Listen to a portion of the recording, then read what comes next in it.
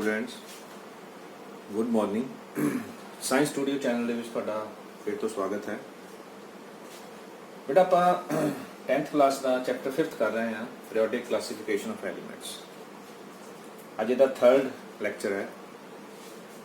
ਪਹਿਲੇ ਦੋ ਲੈਕਚਰਸ ਦੇ ਵਿੱਚ ਆਪਾਂ ਡੋਬਨੀਅਰ ਦੀ ਤਿਕੜੀ ਤੇ ਨਿਊਲੈਂਡ ਦਾ ਅਸ਼ਟਕਨਿਜ਼ਮ ਇਹ ਆਪਾਂ ਦੋ टॉपिक्स ਜਿਹੜੇ ਆ ਪੜ੍ਹ ਚੁੱਕੇ ਆ ਕਲਾਸੀਫਿਕੇਸ਼ਨ ਆਫ ਐਲੀਮੈਂਟਸ ਦੇ ਲਈ। ਹੁਣ ਜੋ 3rd ਲੈਕਚਰ ਹੈ ਅੱਜ ਦਾ ਉਹਦੇ ਵਿੱਚ ਆਪਾਂ ਡਿਸਕਸ ਕਰਨਾ ਹੈ ਮੈਂਡਲੀਵਸ ਪੀਰੀਓਡਿਕ ਟੇਬਲ। ਕਿ ਮੈਂਡਲੀਵ ਨੂੰ ਮੁੱਖ ਤੌਰ ਤੇ ਸੇਰਾ ਜਾਂਦਾ ਜੋ ਅੱਜ ਆਪਾਂ ਕਲਾਸੀਫਿਕੇਸ਼ਨ ਦੇਖ ਰਹੇ ਆ, मतलब एलीमेंट्स की क्लासीफिकेशन का सेरा बहुत हद तक मैंडलीव नूं जाता। वो गल अलग है कि बाद चलो आप जो मॉडर्न पीरियोडिक टेबल है उन्होंने हुण कर रहे हैं, बट न्यूलैंड तो बाद ये जो ट्राई सी मैंडलीव की ये बहुत वधिया एक उन्हों की कोशिश सी। ये आप एक वर्ड पढ़ रहे हैं हुण पीरियोडिक टेबल। पहला थोड़ा जिहा समझ लीए एक पीरियोडिक टेबल वर्ड हुणे आया, ਉਹਦੇ ਵਿੱਚ ਵੀ ਆਪਾਂ ਡੋਬਨੀਅਰ ਦੇ ਵਿੱਚ ਵੀ ਜਾਂ ਨਿਊਲੈਂਡ ਦੇ ਵਿੱਚ ਵੀ ਆਪਾਂ ਇਸ ਵਰਡ ਨੂੰ ਡਿਸਕਸ ਨਹੀਂ ਕੀਤਾ। ਐਕਚੁਅਲ ਦੇ ਵਿੱਚ ਪੀਰੀਓਡਿਕ ਦਾ ਕੀ ਮਤਲਬ ਹੈ?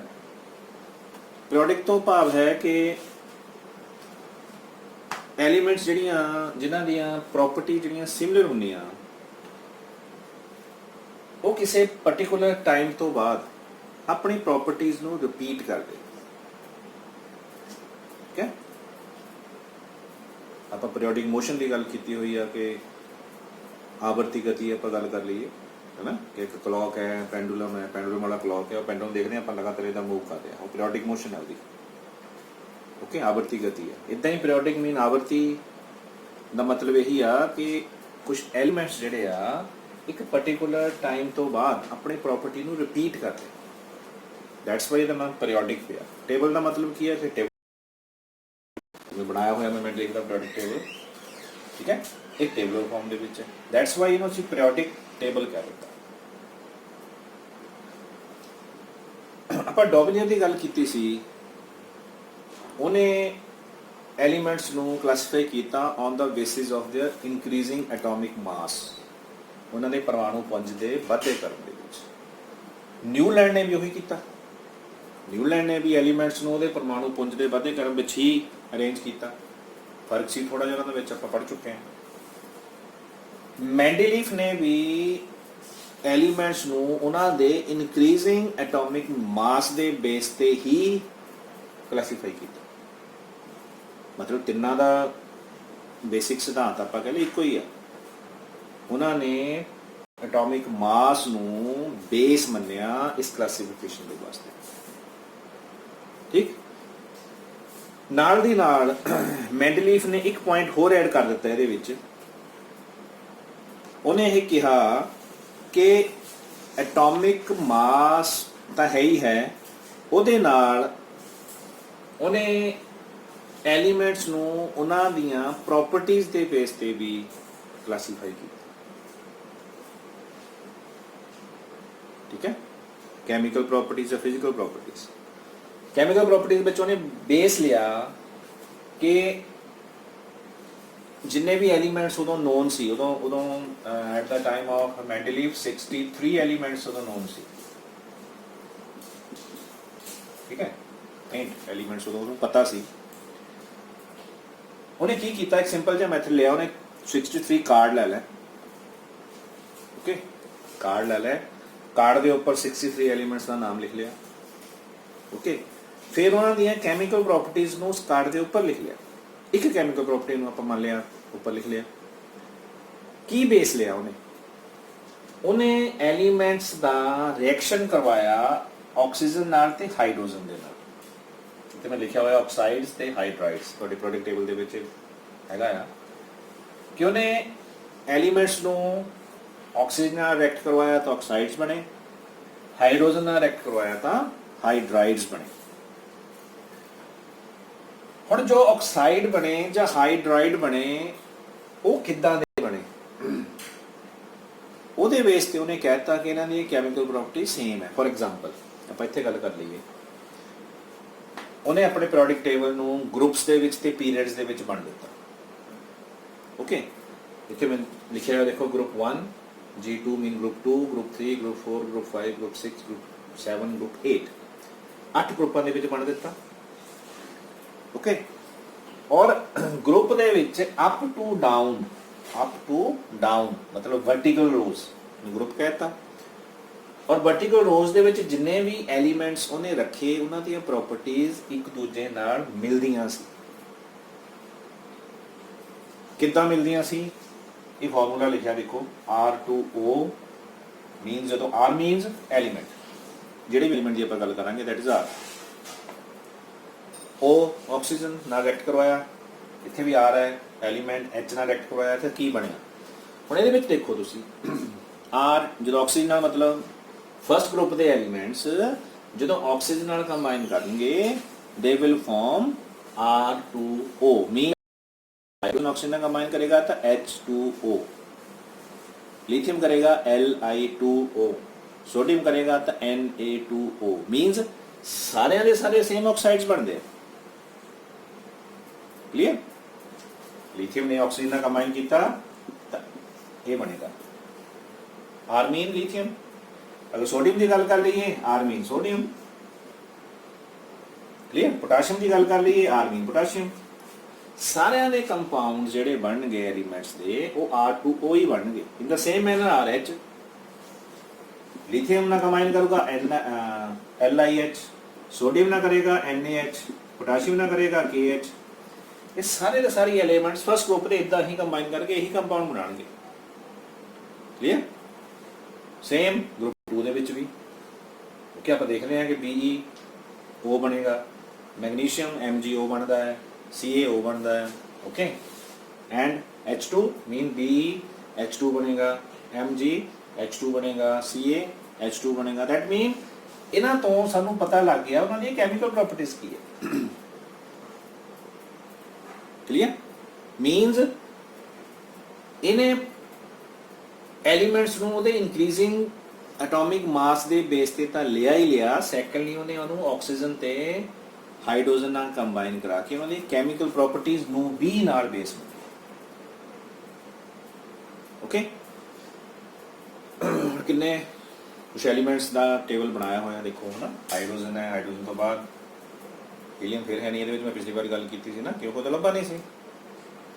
लिथियम है, ब्रिलियम है, बोरोन है, कार्बन है, नाइट्रोजन है, ऑक्सीजन है, क्लोरीन है, sodium, magnesium, aluminium, silicon, phosphorus चल रहा left to right increasing order दे विच एटॉमिक मास है। देखो फर्स्ट है 1 है, एटॉमिक मास लिख रहे हैं नीचे। हाइड्रोजन का एक होंदा, lithium 7, beryllium 9.1, boron 11, carbon 12, nitrogen 14, oxygen 16, chlorine 19। Means ये इंक्रीजिंग ऑर्डर दे विच ही है सारा। क्लियर? सो ये सी मैंडलीफ की क्लासीफिकेशन, एलीमेंट्स नू ने क्लासीफाई कर दिता। ठीक है? और जिन्नियां पहलियां दो क्लासीफिकेशन सी उन्हां नालों ये बहुत ज़्यादा परफेक्ट सी, बहुत ज़्यादा वधिया सी। ठीक? जो मैंडलीफ की आपां गल करते हैं इहदियां कुछ अचीवमेंट सी मैंडलीफ दी पीरियोडिक टेबल दी, जो आपां इहदे अकॉर्डिंगली आपां थोड़ियां डिस्कस कर लईए। फर्स्ट अचीवमेंट ये सी कि उन्हें एलीमेंट्स नू सिमिलर कैमिकल प्रॉपर्टी दे विच रखण दे लई, ये वैसे इहदे ड्रॉबैक भी आपां कह सकते हैं बाद च बन गई, रखण दे लई उन्हें कुछ थावां ते एटॉमिक मास नू घट एटॉमिक मास नू पहला ले लिया, ज़्यादा नू बाद च ले लिया। फॉर एग्जाम्पल बड़ा एक एग्जाम्पल है, आयरन है, कोबाल्ट है, निकल है। आयरन का एटॉमिक मास इज 55.8, कोबाल्ट का 58.9, निकल का 58.7। हुण इहदे अकॉर्डिंगली कोबाल्ट का एटॉमिक मास ज़्यादा है, निकल का एटॉमिक मास घट है। होना की चाहिए सी, निकल अगे होना चाहिए सी, कोबाल्ट पिछे होना चाहिए सी, बट इन्हें कैमिकल प्रॉपर्टीज का भी बेस मन्निया, कैमिकल प्रॉपर्टी में बेस मन्निया, उन्हें इदा रख दिता है। ठीक है। सैकेंड एक बड़ी इंपॉर्टेंट गल है कि उन्हें ना पीरियोडिक टेबल ਦੇ ਵਿੱਚ ਆਪਣੇ ਦੇ ਵਿੱਚ ਕੁਝ ਖਾਲੀ ਥਾਵਾਂ ਛੱਡੀਆਂ। मैं तो खाली थावां ਤੁਹਾਨੂੰ शो कर देना। एक ये है खाली थां, देखो atomic mass 44, atomic mass 68, atomic mass 72। ये तीन खाली थावां छड्डियां होईयां, डैश मारी हुई है। कुछ बुक ਦੇ ਵਿੱਚ एलीमेंट्स ਦੇ नाम भी लिखे हुए हैं, बट पहला जो ਉਹਦੀ ਇਹ ਵੱਡੀ ਅਚੀਵਮੈਂਟ ਸੀ ਕਿ ਉਹਨੇ ਪਹਿਲਾਂ ਹੀ ਡਿਟੈਕਟ ਕਰ ਲਿਆ ਸੀ ਕਿ ਇਦਾਂ ਦੇ ਐਟੋਮਿਕ ਮਾਸ ਵਾਲਾ ਕੋਈ ਐਲੀਮੈਂਟ ਡਿਸਕਵਰ ਹੋਏਗਾ। ਉਹਨੇ ਕੀ ਰੱਖਿਆ ਨਾਮ? ਇਹ ਬੋਰੋਨ ਤੋਂ ਬਾਹਰ ਸੀ, ਉਹਨੂੰ ਕਿਹਨੇ ਕਹਿਤਾ? ਏਕਾ ਬੋਰੋਨ, ਏਕਾ ਵਰਡ ਯੂਜ਼ ਕਰ ਲਿਆ ਆਫਟਰ ਬੋਰੋਨ। ਇਹ ਐਲੂਮੀਨੀਅਮ ਤੋਂ ਬਾਅਦ ਸੀ, ਇਹਨੂੰ ਕਹਿਤਾ ਏਕਾ ਐਲੂਮੀਨੀਅਮ। ਓਕੇ, ਇਹ ਸਿਲੀਕॉन ਤੋਂ ਬਾਅਦ ਸੀ, ਇਹਨੂੰ ਕਹਿਤਾ ਏਕਾ ਸਿਲੀਕॉन। ਓਕੇ, ਕਿਉਂਕਿ ਐਲੀਮੈਂਟਸ ਦਾ ਪਤਾ ਹੀ ਨਹੀਂ ਸੀ ਉਦੋਂ ਕਿਹੜੇ ਫਾਈਂਡ ਆਊਟ ਹੋਣੇ ਇੱਥੇ। ਕਲੀਅਰ? और जो एलीमेंट फाइंड आउट होए 44 एटॉमिक मास वाला किहड़ा सी? स्कैंडियम। ओके, सो जो उत्थे स्कैंडियम फाइंड आउट होया तो जो ने कैमिकल प्रॉपर्टीज ने ओहदियां सोचियां सी कि होणगियां ओही निकलियां। ओके, 68 एटॉमिक मास वाला किहड़ा सी? गैलियम। ओके, 72 मास वाला किहड़ा सी? जर्मेनियम।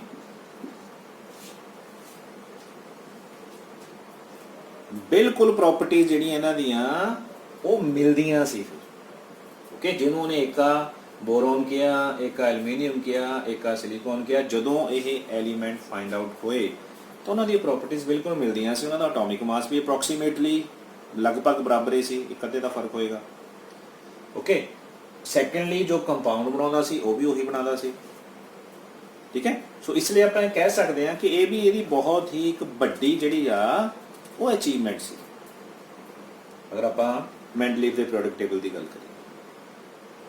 ਥਰਡ ਅਚੀਵਮੈਂਟ, ਜਿਵੇਂ ਮੈਂ ਗੱਲ ਕੀਤੀ ਨੋਬਲ ਗੈਸਿਸ ਦੀ ਨਾ, ਪਿਛਲੇ ਚ ਵੀ ਗੱਲ ਕੀਤੀ ਸੀ, ਜਦੋਂ ਹੀਲੀਅਮ, ਨਿਓਨ ਹੈ, ਆਰਗਨ ਹੈ, ਉਹ ਜਦੋਂ ਫਾਈਂਡ ਆਊਟ ਹੋ ਗਿਆ ਨੋਬਲ ਗੈਸਿਸ ਦੀ ਪੂਰੀ ਸੀਰੀਜ਼, ਤਾਂ ਉਹਨੂੰ ਪ੍ਰੋਪਰ ਇਹਦੇ ਵਿੱਚ ਥਾਂ ਮਿਲ ਗਈ।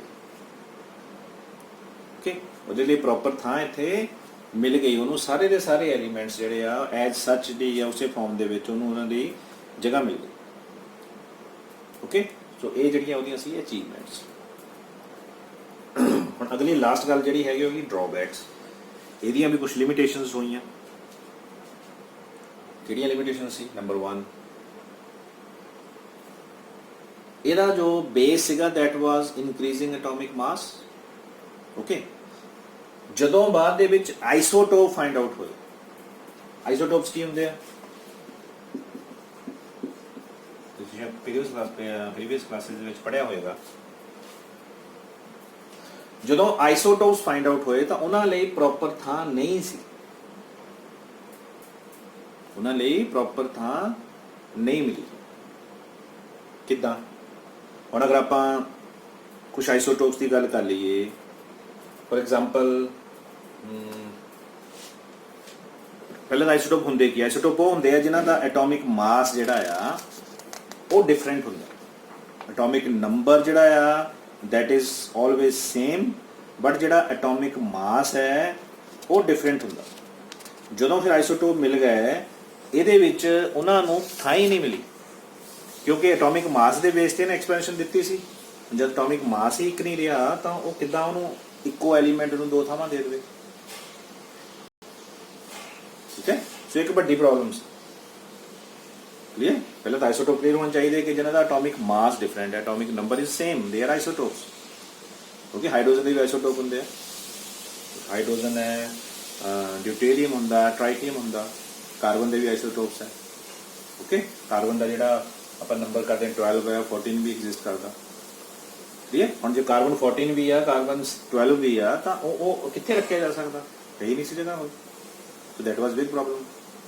ਓਕੇ, ਸੋ ਸਭ ਤੋਂ ਵੱਡਾ ਇੱਕ ਇਹਦਾ ਡਰਾਬੈਕ ਸੀ ਕਿ ਇਹਦੇ ਕੋਲੋਂ ਆਈਸੋਟੋਪਸ ਦੇ ਲਈ ਕੋਈ ਥਾਂ ਨਹੀਂ ਸੀ। ਆਈਸੋਟੋਪਸ ਫਾਈਂਡ ਆਊਟ ਹੋ ਗਏ। ਇੱਕ ਮੈਂ ਪਹਿਲਾਂ ਜਿਵੇਂ ਗੱਲ ਕੀਤੀ ਹੈ ਡਰਾਬੈਕ ਵੀ ਬਣ ਗਈ ਕਿ ਘੱਟ ਐਟੋਮਿਕ ਮਾਸ ਵਾਲਾ ਪਹਿਲਾਂ ਆ, ਜ਼ਿਆਦਾ ਐਟੋਮਿਕ ਮਾਸ ਵਾਲਾ ਬਾਅਦ ਹੈ। ਠੀਕ ਹੈ, this is also a major drawback of Mendeleev. ठीक है, और थर्ड एक ड्रॉबैक हैगी आ कि हाइड्रोजन जिहड़ा है, जो हाइड्रोजन की अगर आप गल करनी आ डिटेल दे विच आपां इहदी मॉडर्न प्रोडक्ट टेबल च गल करांगे। हाइड्रोजन की बैलेंस एक हुंदी है, 1 हुंदी है। ओके, सो इहदियां प्रॉपर्टीज जिहड़ियां आ वो लीथियम नाल भी मिलदियां, सोडियम पोटाशियम नाल भी मिलदियां, और इहदी प्रॉपर्टीज क्लोरीन क्लोरीन नाल भी मिलदी है। ओके, मतलब hydrogen the properties alkali metals नाल भी मिलदियां, और हैलोजन हाइड्रोजन दी प्रॉपर्टीज जिहड़ियां वो हैलोजन नाल भी मिलदियां। ओके, मतलब इहनूं हुण इत्थे रखिया होया वो बहुता सैटिस्फैक्टरी नहीं सी बाकी साइंटिस्ट दे लई। कुछ ना कुछ जो हुंदा है तो कमियां भी निकलदियां। सो एक कमी कड्ढी गई मैंडलीफ के पीरियोडिक टेबल दे विच कि हाइड्रोजन दी ए प्लेस जिहड़ी आ this is not proper place. Okay, so मतलब ये डाउटफुल जिहा सीगा कि हाइड्रोजन इत्थे रहूगी या उत्थे रहूगी। ओके, सो ये कुछ जिहड़ियां लिमिटेशन सी Mendeleev periodic table. Clear? So main आप कह लीए कि एटॉमिक मास के वाधे करन विच इहनूं क्लासीफाई किया गया इस पीरियोडिक टेबल दे विच। सैकेंडली आपां कहा कि ऑक्सीजन ते हाइड्रोजन दे नाल रिएक्ट करवा के, क्योंकि हाइड्रोजन ते ऑक्सीजन बहुत ज़्यादा रिएक्टिव एटम्स होंदे आ, सो उहदे नाल रिएक्ट करा के इन्हां दी कैमिकल प्रॉपर्टीज नूं चैक किया गया। उहदे बेस ते फिर क्लासीफिकेशन जिहड़ी मैंडलीफ ने दित्ती सी। ठीक है, सो इहदे कुछ अचीवमेंट्स भी सी, कुछ लिमिटेशनस भी सी, और लिमिटेशनस दे करके फिर दोबारा कोशिश हुई। ओके, उस तो बाद जो अज तक असी पीरियोडिक टेबल नूं मानते हैं that is modern periodic table. So उहदे बारे बेटा आपां नैक्सट लैक्चर दे विच डिस्कस करेंगे। Thank you, have a nice day.